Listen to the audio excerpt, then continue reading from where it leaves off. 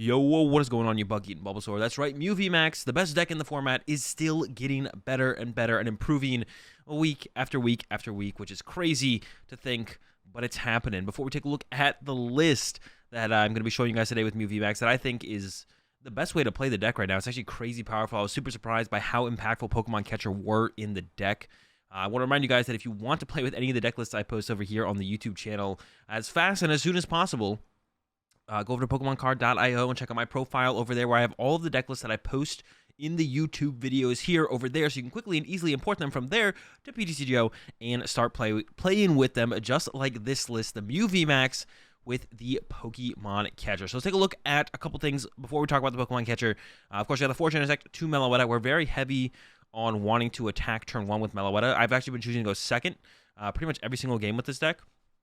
So that's why, we still run the 2 Meloetta, but I don't feel like we need 3 or anything like that. And then 3-2 Mew VMAX. No Oricorio, but that could definitely be included if the Hoopa, Weezing, Moltres decks kind of rise back up in popularity. They haven't been super popular as of late, so I haven't been running the Oricorio in here. I don't think it's necessary right now.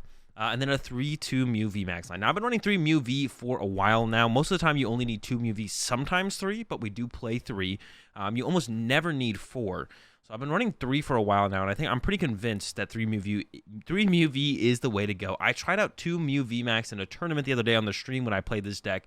By the way, I stream every day except Tuesdays over at twitch.tv/AzulGG. First link in the description. Give it a click, give it a follow. A ton of PTCGO shenanigans going down over there that you guys are missing out on. And of course, I do post the VODs over here on the YouTube channel in a playlist on the playlist tab on the main channel area. You can find the VODs there if you can't catch the live streams. So yeah, tried out the 2 Mew VMAX, and it worked for that tournament, but I'm not convinced playing 2 Mew VMAX is the way to go, because if you prize one, also when you open with one in your hand, I'm sure you guys, those of you who have played Mew VMAX before, when you have an opening hand with a Mew VMAX in it, you almost always quick ball that away, because you have 2 others in the deck / prize cards that you'll be able to utilize hopefully throughout the rest of the game if you need them.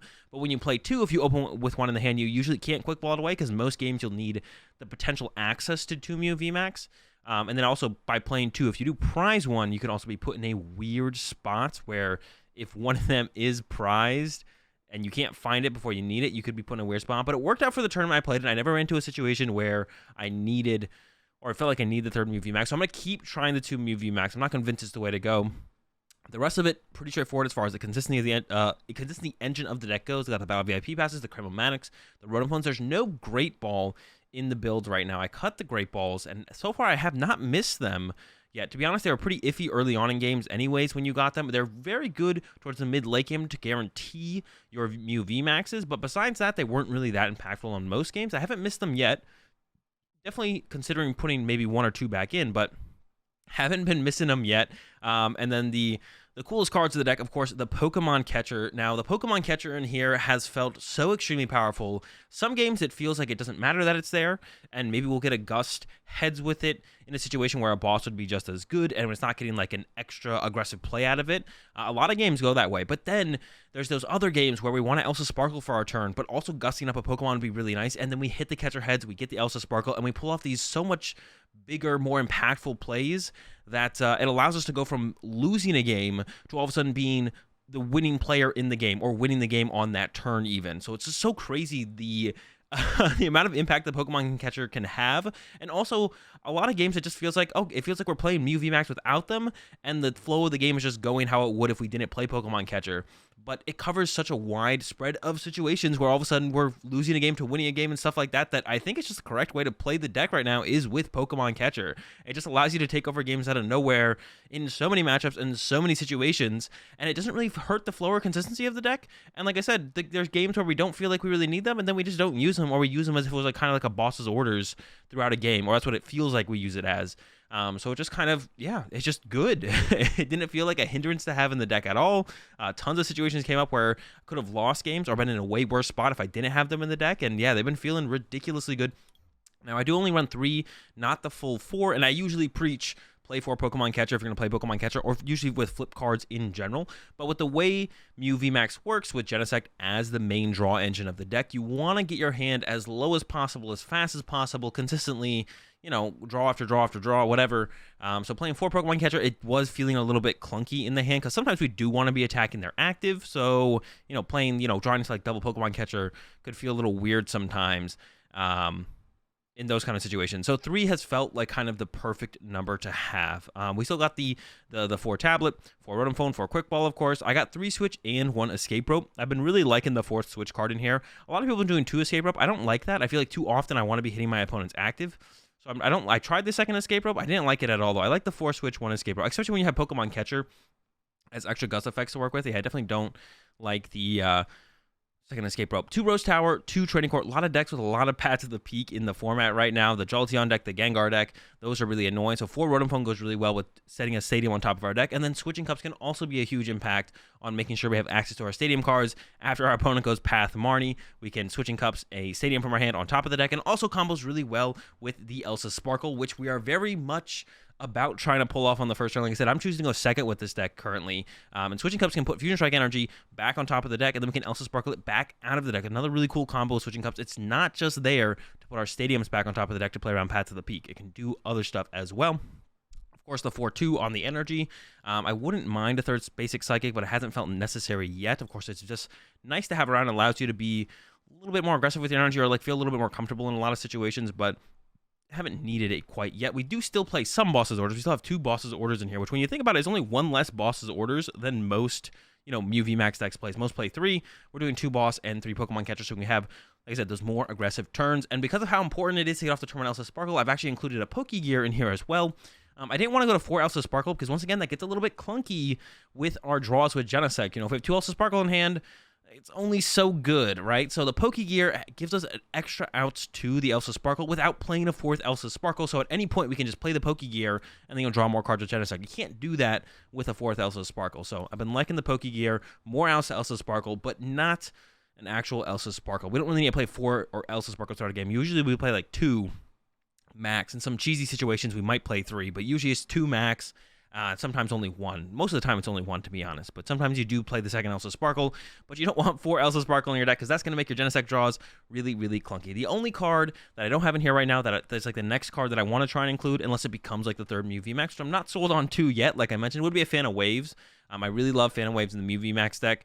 For Mirror Match, it's really good, and then also up against all the single strike shenanigans, it's really good as well. Guys, that's the list. If you enjoyed the video, as always, be sure to give it a like. If you're enjoying the content and you're new here, be sure to subscribe and hit the bell. And with that said, remember to check out PokemonCard.io if you want any of the lists I post here on the YouTube channel. And let's go ahead and let's get into some games. So we won the coin flip, but I chose to go 2nd here because we just want to get off that turn 1 attack. We just want to attack with Meloetta turn 1. That's what this build is a little bit more geared towards. Just getting off the turn 1 attack and abusing the okay, interesting hand. Pretty good start here. Yeah, really good start actually. All right, yeah. A little bit more geared towards just getting off the turn 1 attack and kind of going from there. So that's going to be the game plan here. We are in the mirror match. So we're going to be looking to knock out something with energy, ideally, through maybe a catcher heads. We'll see if we're able to even get off that Elsa Sparkle initially. But with what we have in the hand, I'm feeling pretty confident about it. We got a lot of draw power to come out through the Genesect. And then we do have a Crayomatic. So we'll have like an initial check to see if we can get that Sparkle out and go in, and then from there it becomes, you know, what are we going to be able to take a knockout on? My opponent has searched out a Meloetta here. This might be what they actually try and run to. Usually in the mirror match, Meloetta is like the best thing to leave in your active if you do go first. So we're going to be trying to chase that Mew. And my opponent actually had a really slow start there. But even if we could just KO the Genesect, that'd be fine. The Escape Rope top deck is pretty nice. Let's get a Meloetta and a Mew. Go ahead and check this Crayomatic on the Switching Cups.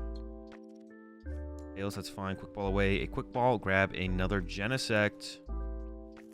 Escape Rope. Send up my Mew. To be honest, I mean, I want to KO the Mew, but I wouldn't mind just KOing that Genesect as well. With how slow of a turn they had, I mean, they could have like VMAX, energy, other stuff, but taking away a Genesect when they didn't do that much, and they actually sent up the Mew. So that means, that kind of tells us they're kind of all in on, they're kind of all in on the draw power from that Genesect. So it does kind of tell us that. So this makes me want to be really aggressive here. I'm going to go with this power tablet. I'm going to play the Battle VIP pass.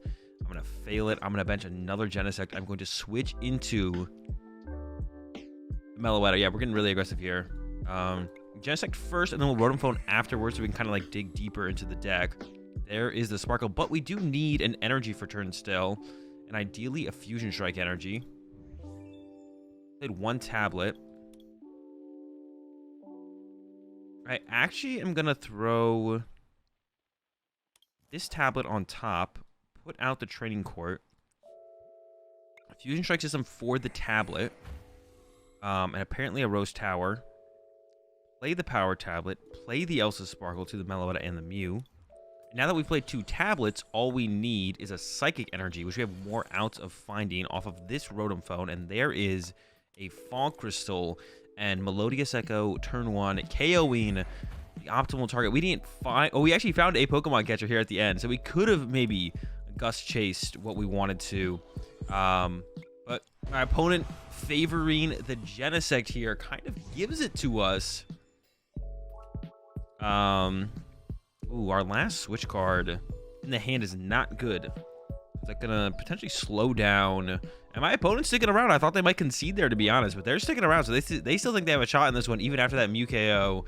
Like I said, I think they're definitely favoring keeping the they favored keeping the Genesect around because that must have been the only thing that they have in hand to be able to draw cards. They did Quick Ball away Peony, which is a little bit weird because that would kind of suggest that they have something else going on in the hand if they Quick Balled away the Peony. So they must have something here. They Quick Balled away Peony and then they send up the Mew with the energy, when they could have kept the Mew with the energy and held the Peony off the Quick Ball as well. But instead they get rid of it. And then they send up the Mew over the Genesect. So they definitely have something here.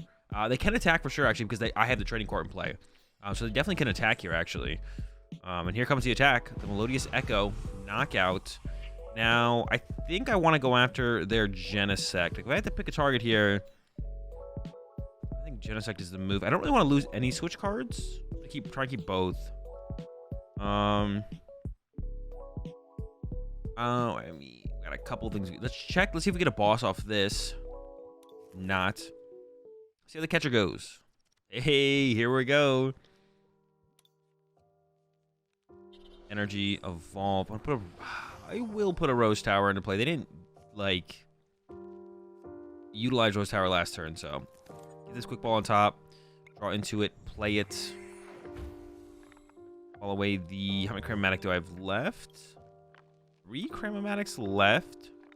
I'm gonna give the Rose Tower here and yeah, we have the Rose Tower instead. When we draw into the Chromatics, we want targets for them. And Battle VIP Pass is the optimal target for it, to be honest, so hold on to it like that.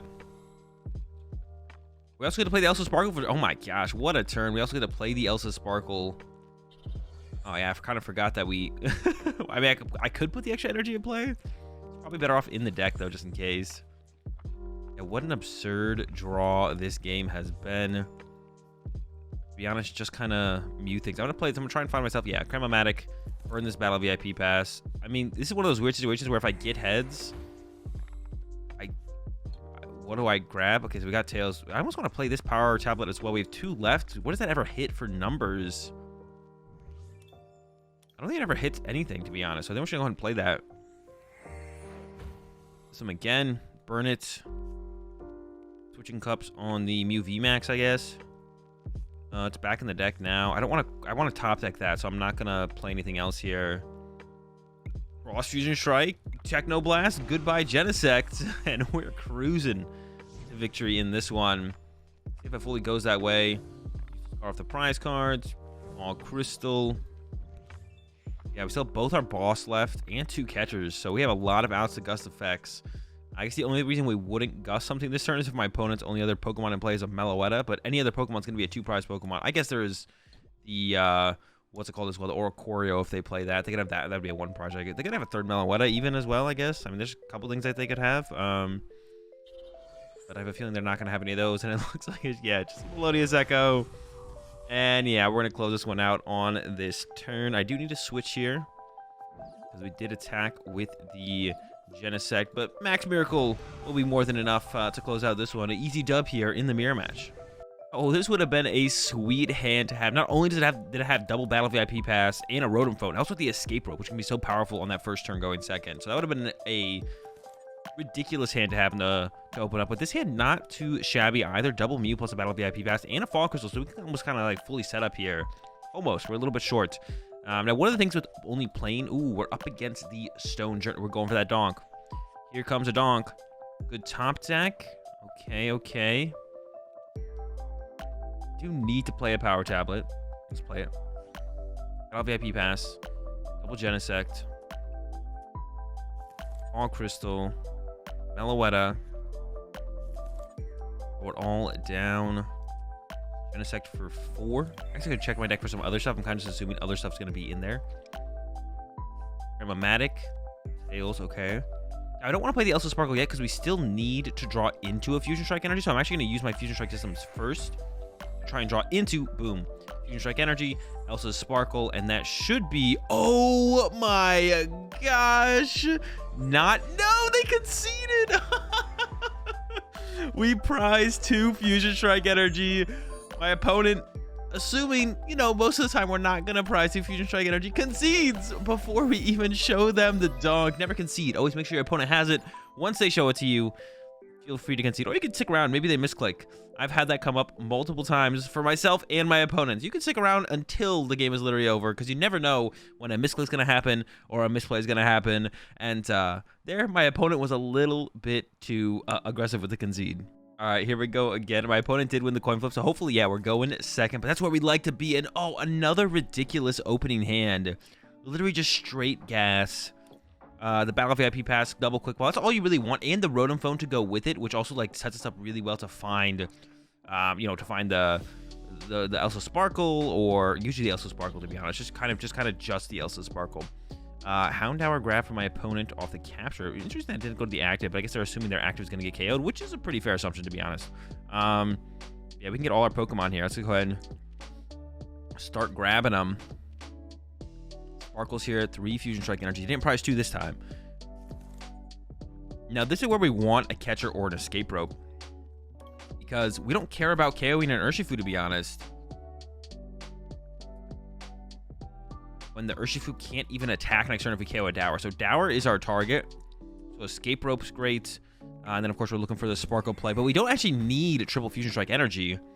Ooh, this hand got the escape rope, to be honest. Hold up. Go ahead and switching cups. Get the Battle VIP pass out of the hand. It was kind of a stuck card. Ooh, back into another stuck card. Love to see it.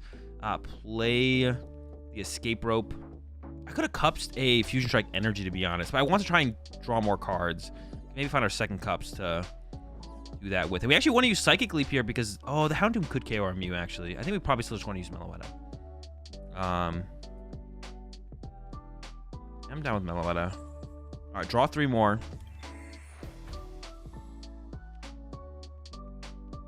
Rotom phone first, I think, is correct. There's the Elsa Sparkle. Now, I could Pokegear for it, or I could just draw a card and save the Pokegear. I kind of like Pokegearing for it. Ooh, you know what, though? We only have 1 Fusion Strike Energy left in the deck. I think we prized 1. So, Fusion Strike system 1 time into our second cups, maybe? No, okay. Yeah, it's in there. Our second cups is prized. So, attacking next turn actually might be a little bit of a problem. I should have cupped the Fusion Strike Energy. I kind of fumbled that, to be honest. Because the other Fusion Strike Energy was basically a stuck card in the hand as well, anyways. So this will get KO'd by a Houndoom here. And then, this is not looking that good, to be honest. We didn't get the double energy out. That's usually what you need. We didn't get our second cups off our prize cards either. So this is going to be not good. Not good. So it should be pretty easy for our opponent to knock out my Meloetta. Maybe I should have attacked with Mew. I mean, to be honest, I should have just cupped the Fusion Strike Energy. That's what I should have done. Cup the Fusion Strike Energy, and then play the Rotom phone to shuffle the top deck. I just have to not put the Fusion Strike Energy on top then. But maybe they'll whiff. Maybe they'll whiff the knockout here. I'll get saved despite my mistakes. And you're playing slow. That's like another really cool play with the cups. Not only can you set up stadiums on top of your deck to play around Jolteon or Path to the Peak in general, you can also set the Fusion Strike Energy back into the deck, then sparkle them back out of the deck. And I could have done that. In my head, I thought there was still like the 4 Fusion Strike energy in the deck, so that's why I didn't do it. Or I didn't think it was that important to do. I was like, oh, I'll get the other 2. Then I remembered I did prize 1. Escape Rope, our Meloetta lives. That's huge. What do we send? Well, that means they don't have the knockout. That just means they don't have the knockout. They wouldn't make this play if they could knock out the Meloetta, because knocking out the Meloetta is always better than knocking out a Mew. I could have sent up a Genesect there, but this always feels like it's probably correct. And yeah, looking good. Now we can get this. Start to get these energy set up. Got the boss for the guaranteed knockout on this tower. I think it wants to be our target here. Got your basic energy. Treats. Want to keep the tablets around for as long as possible. I wouldn't mind phoning into a another phone, a Cramomatic or a Quick Ball to start to move some of this hand along, because this hand is getting a little clogged. The phones are really good about it as well, to be honest. Is finding Cramomatics just to like get the hand moving, because sometimes the hand gets a little bit clogged. I mean, the phones are just so good at finding the card you want for turn, finding something to move the hand along. So now we got rid of 2 cards out of the hand. We can draw more with this next Genesect and so on. Another Cramomatic for the future. Don't really need to do anything else, so just gonna go ahead and Melodious Echo here then. And they can still knock out this Meloetta, but it will cost them another Houndour and a Houndoom this time, and 2 energy. And then we will have the comeback. All right, there's their prize Fusion Strike energy. We really want to get that, the cup. We want that cup out of the prize cards, because that would be great. So we can pull off another Elsa Sparkle, help me feel a little bit safer. But to be honest, in their current situation, if we knock out, they have to put all their energy this turn into a Houndoom. And once we knock that out, they could have a max of 1 Houndoom on the following turn. And they just won't be able to attack with an Umbreon on that following turn. So we should be able to set up back-to-back Mew VMAXs, if we even need back-to-back Mew VMAXs at that point. I don't even know if we will, to be honest. And actually, now that they're completely filling their bench here with this Crobat, we could just go chase 2 prizers in a row. And just win the game that way. This is just basically done. Yeah, with no bench space for a second tower, they're 100% reliant on getting a Houndoom here, which they did get. I could KO this. I could go KO 2 prizers. Like, I'm trying to think about the safest play to make. Knocking out the active seems a little bit safer, maybe, but like, it almost seems like it doesn't matter. It looks like they actually might chase my Mew here. No, going for a Genesect stall. Okay, so they're gonna try and give them some time to set up. Probably set up that Umbreon is what they're trying to stall for here. Here comes a single strike roar to the Umbreon, almost for sure. Or the Umbreon V. I thought it would go to the VMAX there, but going with the Umbreon V. But still, if we knock out basically anything here, we'll be in a good spot. See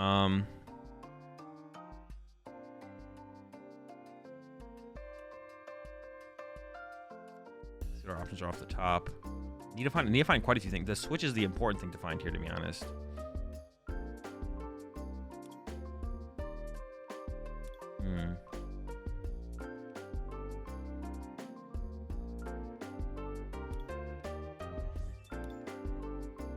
Like play triple tablet attached to Mew. Catcher on top, drawing a catcher. Catcher up the Umbreon V. I mean, I kind of like that, I guess. In this instance, though, I think that means I want to split my energy and attack with Meloetta. I mean, like I said, we're in a really good spot.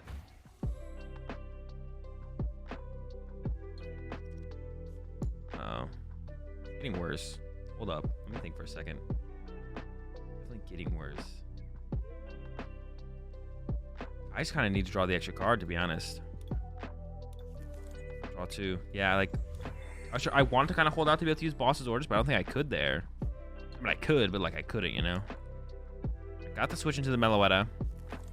Or, well, I can't go to a Mew anymore. Go to the Meloetta. I should still switch to a Mew there, though, anyways, right? Because I could always retreat the Mew. Making mistakes out here. One last tablet. I don't really need to play anything else. Let's Echo. Take this out. They can't actually VMAX. They can knock me out with a Mean Look, but I don't really mind getting knocked out by Mean Look, because then I can go in with a Mew VMAX to return knock out the Umbreon. And then we're just like a boss away from closing it out after that. So yeah, I think it's about done. I think we about got him here. Yeah, because they have the Mean Look, which means it's going to be an easy knockout for a Mew VMAX. Now, I don't have a Mew VMAX in hand, though. I am missing that right now, but there's 2 in the deck. We have a Cramomatic. Good chance of drawing into them. But to be honest, we have to draw into them, because I actually don't I don't play, you know, Great Balls. We're out of Rotom phones, so we do have to kind of draw into them. We can burn quite a few cards on the next turn. They're actually going after my Genesect, though. They're trying to play this slow. That's too slow, though. This sets us up really well to close this one out, to be honest. Burn the Fog Crystal. Not going to take that. Nobody wants that. Boom. Switch. Burn the tablet. Gonna keep the catcher. Fusion Strike system. Oh, actually, burn the tablet. I played the tablet, right? Hang on. Did I like played power tablet? Okay, yeah, we have quad Fusion Strike energy in play. Let's get a catcher hedge and close this one out. Boom. Umbreon, Melodious Echo, and that's gonna do it.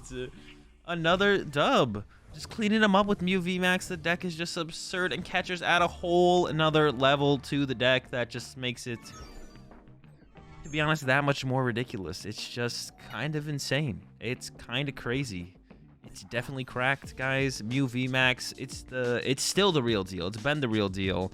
I don't see it going anywhere anytime soon. So if you've been on the fence about picking it up for whatever reason, thinking the next set's gonna stop it or something, there's some bad news for you. Maybe some good news if you have Mew VMAXs and you know you want to keep playing it. But the news is Mew VMAX is good and will still be good. And the catcher build, I just feel like it just feels like it's a better build of the Mew VMAX. It feels like you should have more options every single turn. I mean, and why not take advantage of that, right? And guys, that's gonna do it for the games and this video. If you enjoyed it, give it a like. If you enjoyed the content and you're new here, subscribe and hit the bell, and I'll see you tomorrow.